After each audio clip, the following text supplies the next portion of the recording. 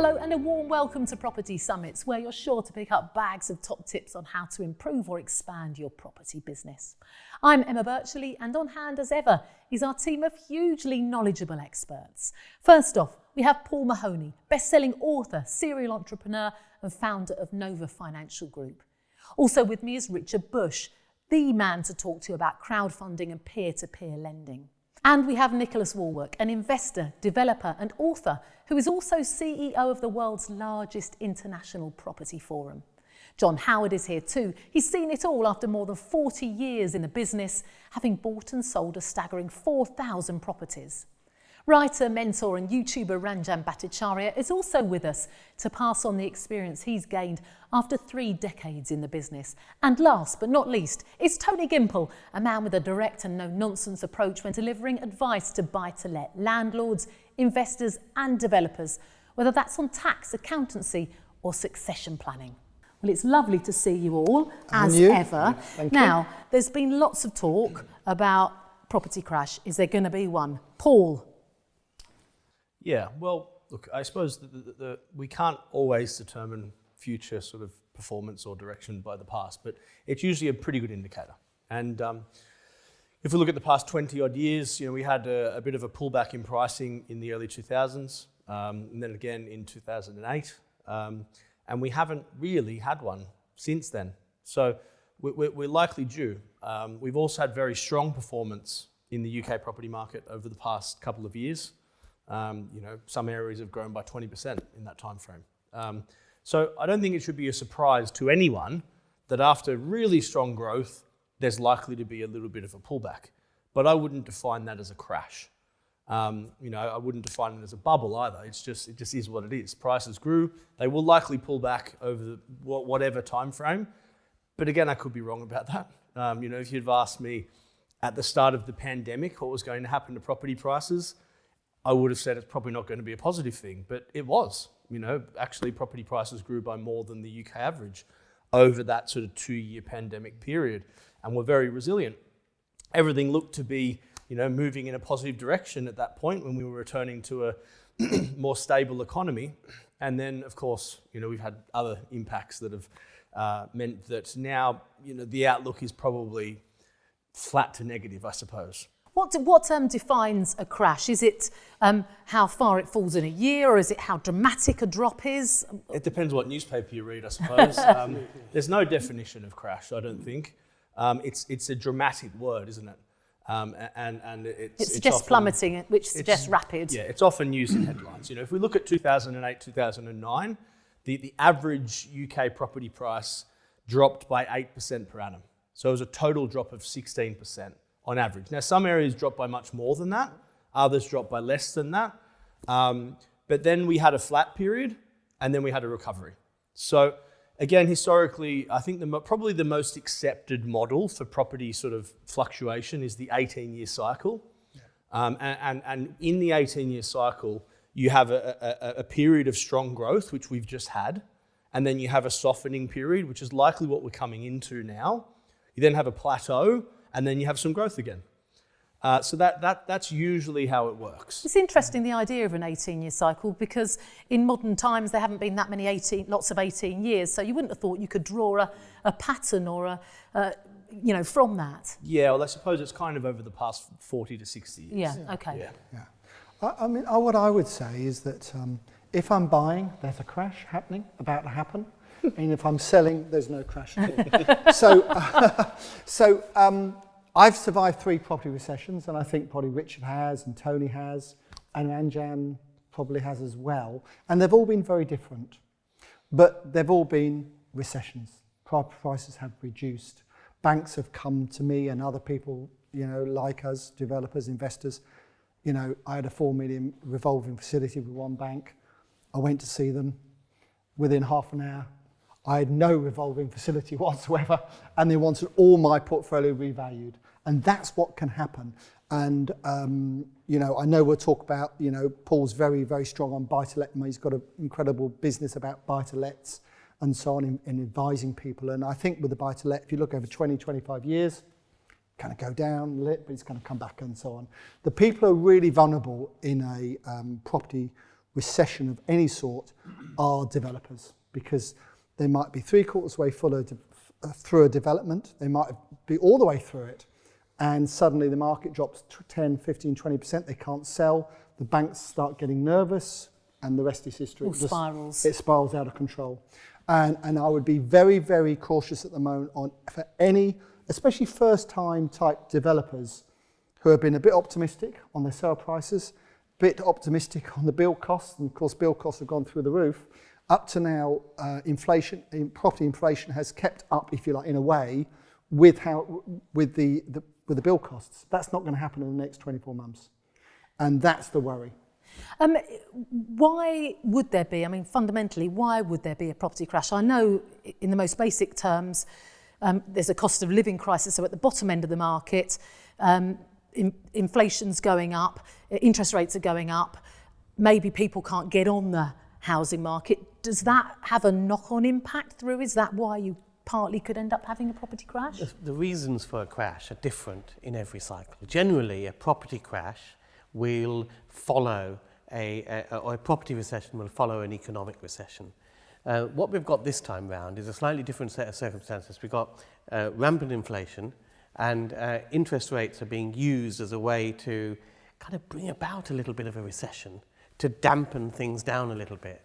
That seems to be what's happening, because the inflation is not caused by consumer spending, it's the energy price rise and the rise in price of commodities. So it's to dampen things down a little bit. So if you take that view, then I just see a softening. And the softening is something completely different, because what you've got to look at is the difference between property price and property value. Property price isn't going to rise, but you can argue that value will decrease, because of inflation and currency printing, the value of pounds has to get less over time. £100,000 of money today is not going to feel like £100,000 of value in 5 years' time. So if property prices were to reduce in value over that, in price over a 5-year period, I'd be quite shocked because of the inflation that we've got. I'm not sure saying they'll rise to keep up with it, but I think the value will fall, but the price won't. It's a bit like COVID. COVID kind of held back the property market in many ways. There was you weren't able to trade it, you weren't able to do viewings, and that kind of pent up demand almost just through liquidity. Demand, yeah. That caused a little bit of a boom last year. So I actually think that boom last year was a false boom. Yep. It was from the pent up demand. I think we're just going to see... And for stamp duty holiday. Stamp duty holiday and lots of handouts, all that sort of stuff. And actually that little blip, we feel like we're coming back down, but actually we're just getting back to reality of pre-COVID rates. And we're in a reasonably flat, slight inflationary growth market if you take that little blip out. With all due respect, Nicholas, I don't think you're right. I think it's going to be worse than that. It's interesting. I mean, Paul's comment about the cycles, I think, is interesting. I agree with that. I feel those cycles are applied historically, and they look for trends as opposed to understanding. It's not as if they are common factors that happen in cycle. Exact science, obviously. Yeah. So, but we know that there will be a crash at some time. Yeah. But whether it's this year or next year or 10 years' time, I don't think. Well, and that also depends on how you define crash, right? Precisely, because I think your point, John, about developers being the most exposed. They are exposed if the market goes down, but they're also highly exposed if the market just stalls. So without question, Richard, they are very, very vulnerable. But they can't sell. Yeah. So that is probably... no coincidence. While the cost of building is going... Absolutely. There's no coincidence that all I'm buying at the moment is part-finished developments where someone else has unfortunately gone bankrupt. Yeah. And I think the other thing is affordability. And Tony, you look at the first-time buyer from a year ago to now, their affordability has nearly gone down by half. And if you don't have first-time buyers buying at the bottom end, no market, eventually the top end struggles as well. Very much so. The thought of having to start from scratch, buy my first property, and looking at how much you need to earn, the multipliers of income to just get on the property ladder. And bear in mind, for a lot of my life, I've been the fool where the angel feared to tread. It's damn scary. And to a large degree, I really feel for people trying to buy their first home.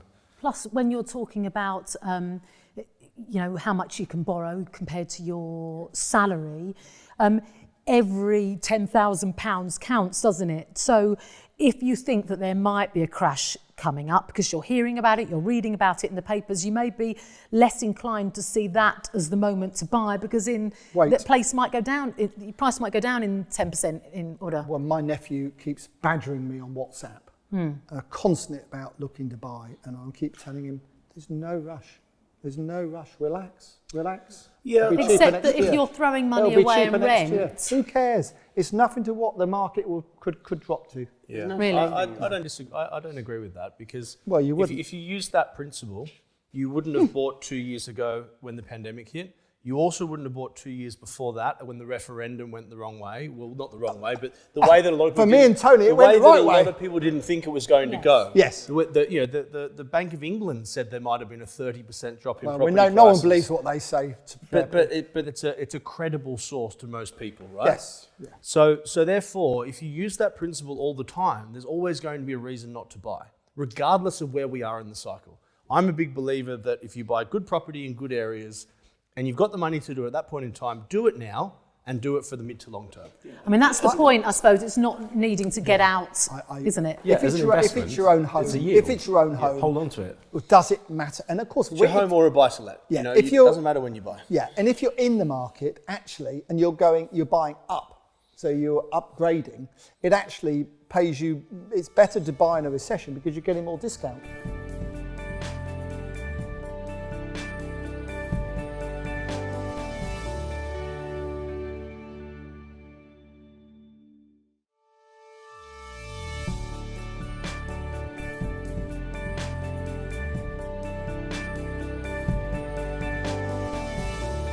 Because I think it's very important to differentiate between buying your own home and buying an investment property. Totally, I agree. Because if you buy your own home at the wrong time, you can be stuffed. Yes. Because at the end of the day, your own home doesn't produce an income. You've got to produce an income from somewhere else to service that debt.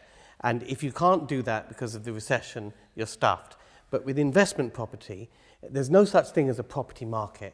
Then it's not like shares where the FTSE sets the price that you pay for British Telecom stock at this point in time. It's micro markets, and it's dependent on vendor motivation to sell, and it's dependent on how much value you can add or see in a particular property that others don't see. So you can buy things at under market value, and if you buy property at under market value from motivated sellers, and you can cash flow them and lock your debt down for 5 years and produce positive cash flow, I don't think you can go wrong with that. I love this under market value. If I hear that one more time, I was just about to strongly agree with you until you used that term. Under market value. What does that mean? Is it no money down deals? You said there was no market, right? A good deal. No, under market value is what someone would value it at based on comparables. If I can't get 35% discount, I'm not buying anything at the moment. That's for sure. Exactly, and that is under market. Richard, isn't inflation a good thing for property long term, surely? Please say yes, he's saying.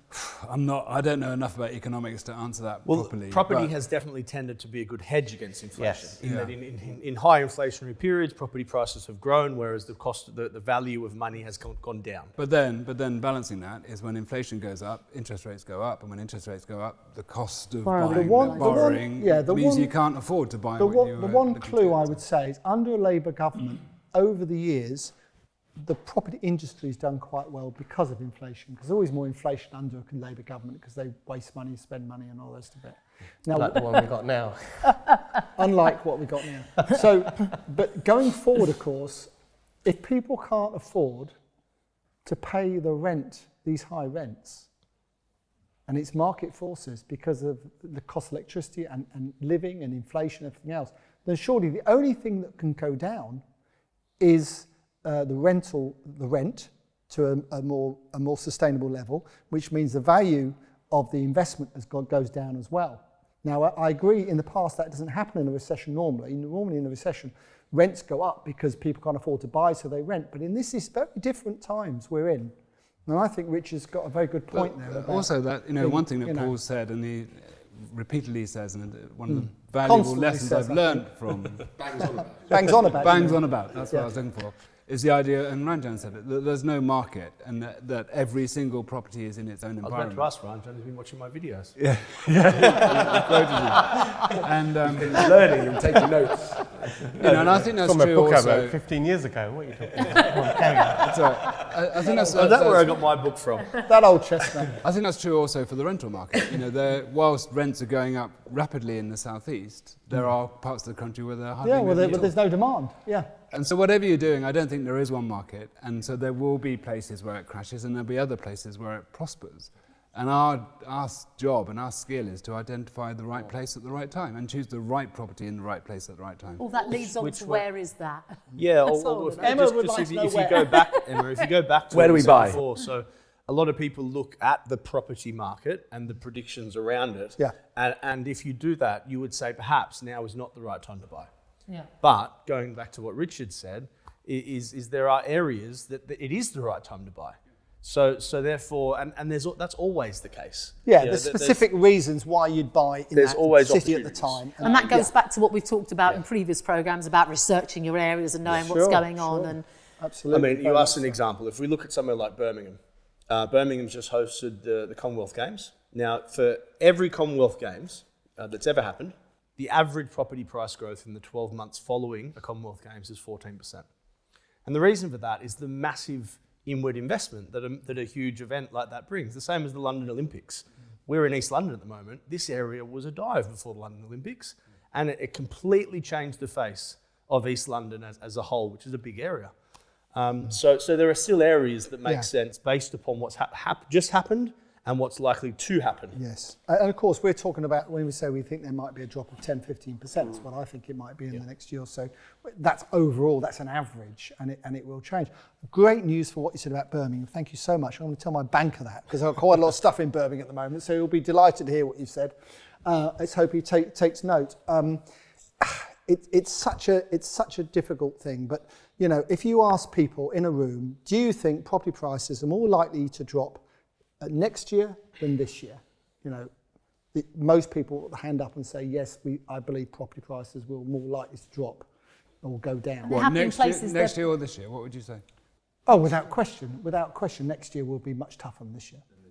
And I believe, but perhaps all of us disagree. I don't know. But I think the other interesting point to consider is that whenever people, the masses, are talking about a recession, there's unlikely to be one. And whenever everyone is saying how great things are, that's probably when you need to be worried. If you look at 2007, 1999, read the papers. Property prices were never going to stop growing, but then all of a sudden, bang, something happened. the one sure thing is the stock market in many ways. And when all the major house builders' shares are going down, there's a reason for it. And guess what they're doing at the moment? They're all going down.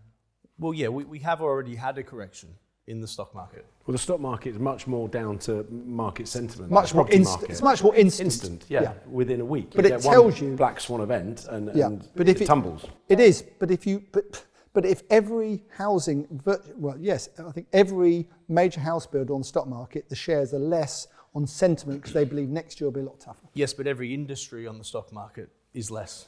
And they've just had good years, John. 3 months ago. I'm not interested in everything else. I'm just interested in But property. if you build new houses as well, your costs have just gone up enormously, and you can't get a plumber And if or you a can't get plasterer for love first-time nor buyers money. to buy them, you're going to be in trouble. But course, the top six property developers, they've just had great years. They've just made... They've had the most fantastic huge year, but they're profits. looking... So they're bound to go We're all down. looking at the next year and the year after. Precisely. So they're not going to make the profits they made last year. Yeah. It doesn't mean it's going to crash. It just That's a means good that point. they made an exceptional... They've just gone up by 20%. Yeah. So the fact they're down by 5 shouldn't be a cause for concern. People get into analysis paralysis on all of this, and which way is it going, and all of that. And the best time to buy property, when was it? It's always 10 years ago. But whatever time you look at, it's always 10 years ago. The thing is, entrepreneurs, property entrepreneurs, buy property and profit from property in any market. The game changes a little bit. The rules of the game change a little bit. The same strategies that you apply when the market's booming are slightly different in these sort of times, but it's about adapting. John's got a problem because he's worried about developers. So I think it's different being a developer than an investor. I'm afraid I disagree with what you're saying, Ranjan. There are times to buy and times to sit on your hands and just wait and be patient. And it's one of those times now, unless you're buying at huge discounts. Unless, of course, I agree with you, if your exit is to sell on. If your exit Keep for 10, is to 20 rent years. out, refinance and rent, you've pretty much got a Because, fixed John, exit at the end of that You're getting a development. rental Well, as long yield as you can get consistently. finance. It's an investment. Your money in the bank is deflating with inflation. Yeah. If you're cashed up as an investor, you need it in something better than the I bank. don't need a lesson from you, Nicholas, on investment. I've No, got but plenty with- of investments. you're talking about development. I'm just saying that going forward, you know, I've made more money coming out of a property recession, and as have all of us probably here, than any other time. And if you've bought just before that just before the drop, you ain't going to have any money to buy out. But John, You're not an investor, John. You don't listen to what I'm saying. You're not an investor. I am. You're a I'm developer. both. I'm You're both. You're buying assuming sites people to are buying at convert, peak. and you want to sell them on. I'm both. Okay. All right. I'm both. And you're assuming Yeah. people are always buying at the peak of the market. We're also assuming that you're right about the property. And I'm an not- awful- it's an I'm awfully saying big you- assumption, I that, know Paul. I know you're very experienced, John, but you You could need, be wrong. you need to read No my, one knows. you need to read my 4 books. And then I you'd, think, you know, from my experience, for example, I thought there was going to be a recession 2 years ago. Yeah. And I was hanging on to a lot of cash for the exact reason Paul, you just said. I think And I we did- deployed that Paul, cash, I and think- I'm glad I did. I think we discussed it at the time, and we were doing the same, by the way. Yeah. So, you know, no one really knows. But you have to learn from past experiences. And past experiences tell you that market can drop 35%. And banks can come to you, and they've come to me and a lot of other people as well and said, we want our money back. We're not lending 65% loan to value now. We're going to be lending 50, but we're not really lending, but we're telling everyone we are. But John, You've had that, Richard. yeah, but the point that you made earlier, which I think is valid, is that there are good. opportunities. Yeah, there was only one point. Yeah. But there are opportunities in every market. And you mentioned that you were buying a lot of part-finished developments so there's always an opportunity. Absolutely, there is. And surely the message that we should give to people is that there's always an opportunity, and the way you assess something varies depending on what you think the market's going to do. Yes. Because no one knows what the market's Yes. going to do, but once you have a view of what you think the market's going to do and that location is going to do, then your strategy has to work in that particular environment at that particular time. It does, but I would say that what I'm doing, and I'm not trying to big myself up at all, is is really knowing and with lots of experience. What I'm doing is not for first-time developers But John, I'm not or even suggesting- first-time investors. I'm not suggesting that people do what you're doing. What I'm saying is, what I'm trying to pick on is the fact that you have a strategy that you Yep. know works in the current market Yes. and the current projections. Yes. And it's up to the rest of us to find our own strategies that Yes. work based on Yes. our limited competence, that Yes. work in the current market and based on our own Yeah. projections. But what do you think banks are going to do? Because you know it's okay us wanting to buy, but if the banks say, you know what, we're not lending at the moment, what Well, do they're we doing do? it already. They're Right. lowering their leverage and they're Yep. increasing their rates week on week. That's very And interesting. that will continue. One of my friends, well, she's become a friend. She's a director of one of the big new build housing agencies. She's director for the whole of the UK, and she said she spent the last 2 months fighting down valuations from valuers. You know, And that's there's- the sign of that isn't a good sign. There's a massive difference between developing to let and developing to sell. I accept that totally.